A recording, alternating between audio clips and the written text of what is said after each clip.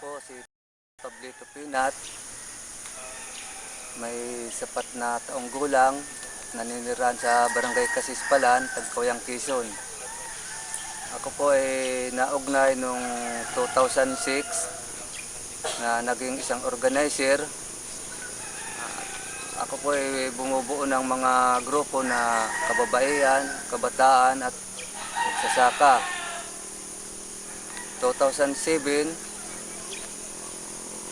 ako po ay nawantid ng kasundaluhan at sumama ako sa hanay ng hukbo dahil sa takot. 2007,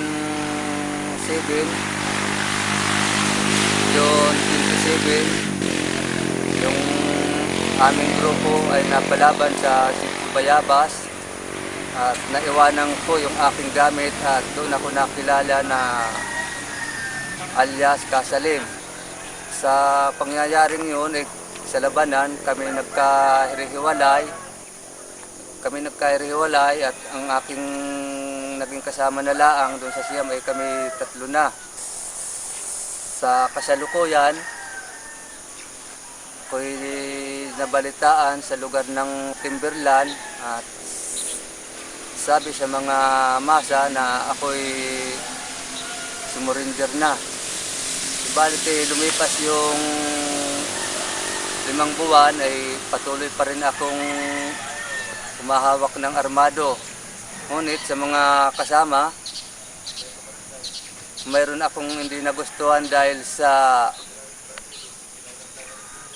yung kanilang hanay ay hindi na tama yung kanilang mga pasunod. Kaya naisipan ko na ako'y bumaba at sumurinder sa sundalong 74th IB kay Lieutenant Bugoy. Nung ako'y nasa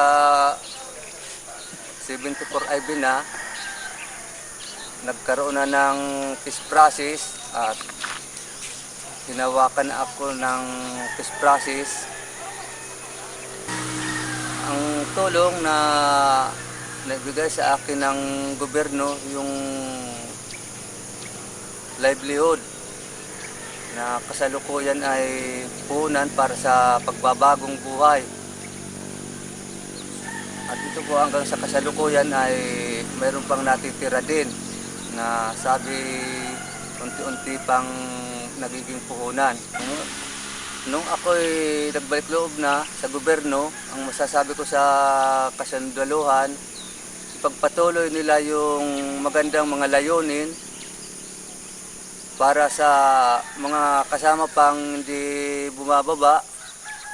Ay ako'y nananawagan na maganda ang panawagan ng mga sundalo na magbalik loob na yung mga naliligaw ng landas para sa kapayapaan ng ating bansa at kalimutan na yung digmaan at ito ang nagiging dahilan ng sabi nga isang dulot din ng kahirapan ng mamamayan.